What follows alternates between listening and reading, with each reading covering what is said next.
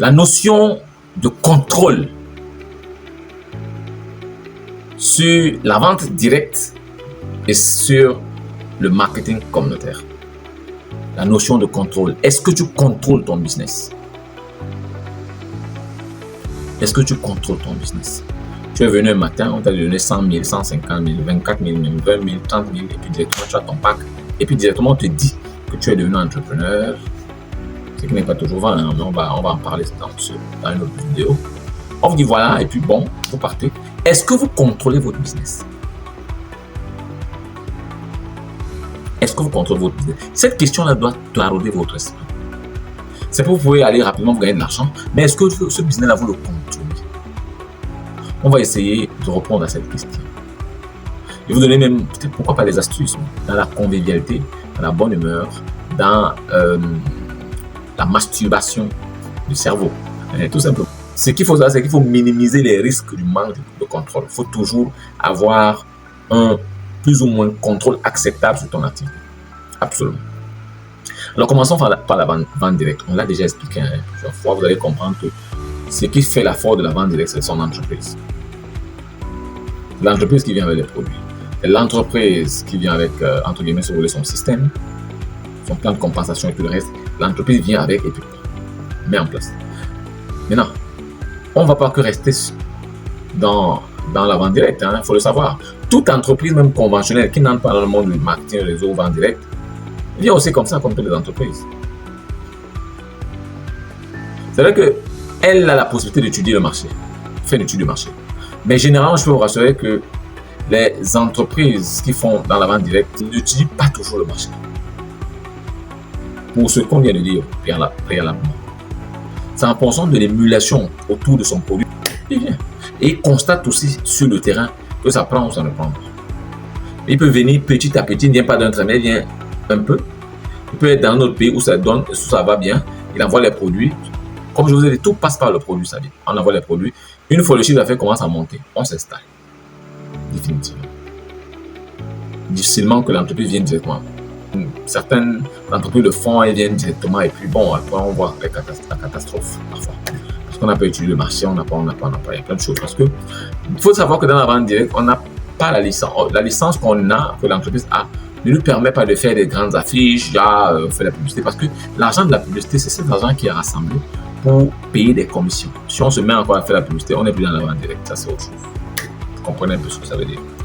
Alors, la notion de contrôle. Donc, vous comprenez immédiatement que si l'entreprise la bug un peu, tout le business de tout le monde bug, s'arrête. C'est de ça qu'il est question. Donc, notre élément phare, si vous voulez, notre star ici dans la vente directe, c'est l'entreprise. C'est pourquoi on va chanter ses louanges. Il avait raison. Parce que vous étiez peut-être au chômage, vous étiez peut-être commerçant, vous étiez peut-être employé, ou même grand ancien ou cadre d'entreprise. Vous n'étiez que là, vous ne jurez que par cette entreprise-là où vous étiez cadre, on vous paye un salaire chaque mois. Et puis un matin, vous commencez à faire la promotion des produits et puis on commence à vous payer un petit plus, qui était une seconde source de revenus. Vous avez 100 000 qui tombent chaque mois, ou je sais pas moi, 20 000 chaque semaine, 50 000. Vous commencez à voir que ça commence à grandir. Et puis on passe de 100 à 500 000 le mois, un mois, 1 million. Vous commencez à dire, bon, attends. Et vous comprenez que ça peut grandir encore, vous ajoutez encore de l'énergie. Passer de 1 à 2 millions le mois, 500 000 par semaine, 1 million par semaine, vous comprenez? Et donc, il est vrai qu'il y a une entreprise qui peut exister comme ça, qui vient avec des produits, des bons produits, et nous, on parle juste des produits, on construit des équipes, on crée des réseaux autour, et puis on commence à gagner des revenus passifs. Dormant à la maison et de l'argent, on dort, on ne fait rien, on a un 50, un 100, un 200, 1 million de francs qui tombent par semaine, c'est normal. L'entreprise, on va la vénérer, c'est normal. Comprenez. Sauf que cette entreprise-là qui est capable de vous donner ce revenu passif, vous rendre multimilliardaire, peut aussi vous détruire. Peut vous détruire pas parce qu'elle le veut, parce qu'elle peut fermer à tout moment. Ça aussi, c'est une réalité. Il y a des entreprises, même à 100 ans, qui ont fermé. On connaît l'histoire de Kodak.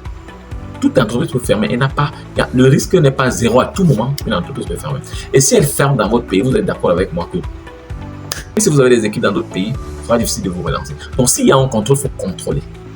Est-ce que vous pouvez donc contrôler une entreprise qui vient s'installer? Non. Elle est votre patron. Vous priez Dieu que ça passe bien. Et vous foncez, vous faites ce que vous avez à faire. vous tirez votre épingle du jeu le maximum que vous pouvez, jusqu'à ce que tout se passe. Vous comprenez? Alors, c'est vrai que quand on parle de ça, on se dit, bon, peut-être que c'est déjà foutu. Non, ce n'est jamais foutu. Alors, ce qu'il faut savoir, pour se donner beaucoup de chance, quand vous décidez de faire dans la vente directe, c'est d'éviter au maximum les entreprises qui s'installent nouvellement.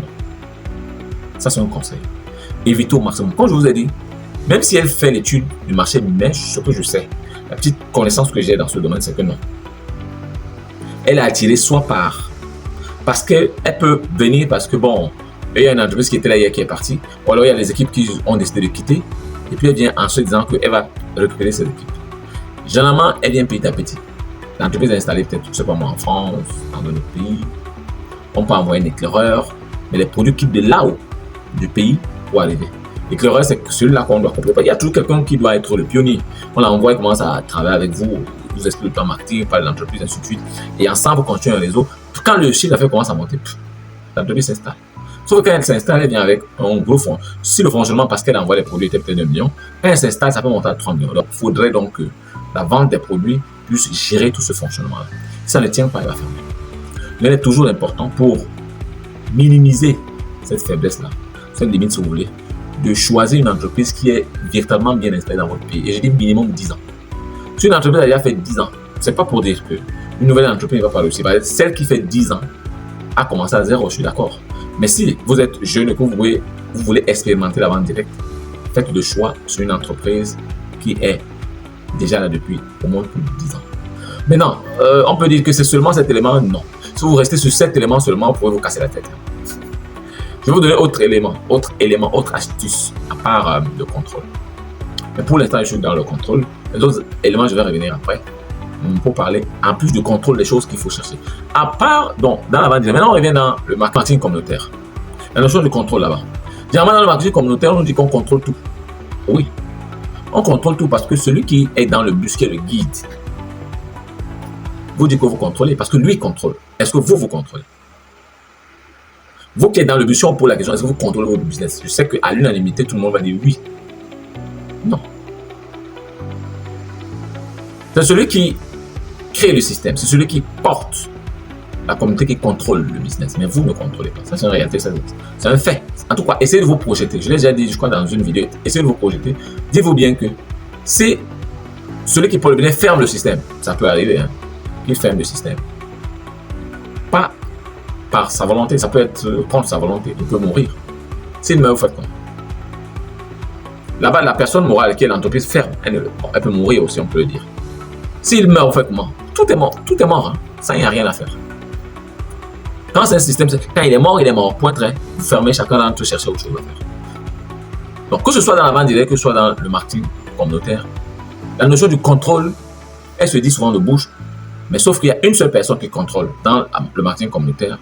Et dans la vente directe, il y a l'entreprise qui contrôle son business. Point très. Ça, il faut le savoir. Ça peut gêner, mais c'est la réalité. Alors maintenant, dans le monde de la vente directe, qu'est-ce qu'on fait donc pour être sûr qu'on peut avoir un peu comme j'ai dit pour la vente directe, pour minimiser cette faiblesse-là? Si vous êtes nouveau, vous êtes jeune, intéressez-vous à une entreprise qui a déjà mis du temps. Sur le plan du contrôle, ça peut aller. Mais je vais revenir sur d'autres éléments, ça ne suffit pas. Si vous voulez sur le choix, je vais revenir sur le choix de l'entreprise, sur la vidéo qui va suivre. Alors, si celui qui porte la communauté n'est plus là, tout s'arrête. Il peut verrouiller son système pour X personnes.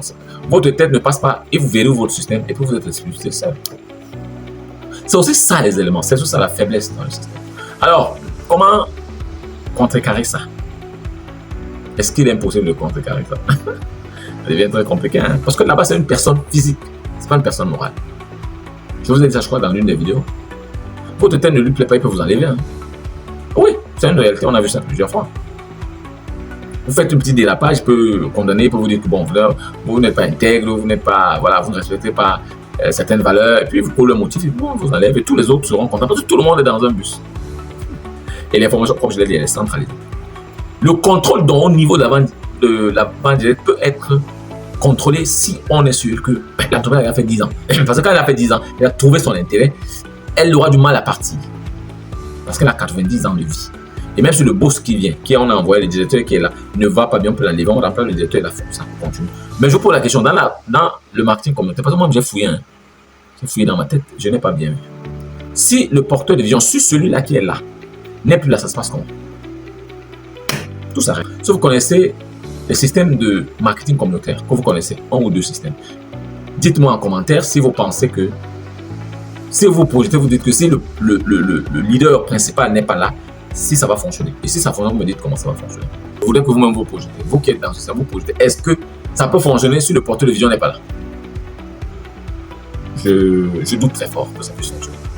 Ça peut fonctionner aussi si le porteur de vision lâche la main. Après 5 ans, comme j'ai dit pour la vente directe, 5 ans, s'il commence à lâcher la main, c'est-à-dire il distribue les rôles, il ouvre les portes à 2 ou 3, 4, 5 personnes autour de lui qui peuvent avoir la clé. Si jamais il n'est pas là, ils peuvent ouvrir et reprendre exactement là où il a laissé. Mais vous savez avec moi que ce sera très difficile. Très difficile. Très difficile. Alors, si le chauffeur est bien formé et il a toutes les clés, ça peut se faire. Parce qu'il est, j'ai dit, il y a le guide qui est là, il y a le chauffeur et le moteur boy. Si tous sont dans la vision, portent la vision, sont intégrés là-dedans, on connaît toutes les clés. Peut-être, ça peut. Mais jusque-là, c'est complexe. Ça, je vous le dis clairement. Dans le jeu de contrôle, que ce soit dans la vente directe, que ce soit dans le marketing communautaire, il est difficile de tenir, de dire que vous avez votre business si vous n'êtes pas à la tête, soit le chef même de l'entreprise, soit le leader en chef, celui que j'appelle le guide. Dans le jeu de contrôle, c'est une question de chance. Si l'entreprise reste là 10, 20, 30, 40, 50 ans, chacun va tirer son épingle du jeu et se faire beaucoup d'argent tant que l'entreprise est là. Si l'homme qui porte la vision reste en vie jusqu'à 100 ans et qu'il a commencé, il a créé la communauté peut-être à 50 ans, vous aurez 50 ans pour vivre très bien la communauté jusqu'à ce qu'il parte. Ça, c'est la réalité. Le reste, ça peut être autre chose, mais ça, je vous dis ce qui est vrai, c'est ça. Donc, chacun va mettre ses genoux, commencer à prier que vraiment que l'entreprise reste haut, vraiment que celui qui porte la vision reste pour que les choses se passent très bien. Je vous dis donc à très bientôt. Je suis Patrice Somme, le milliardaire. Je vous aime.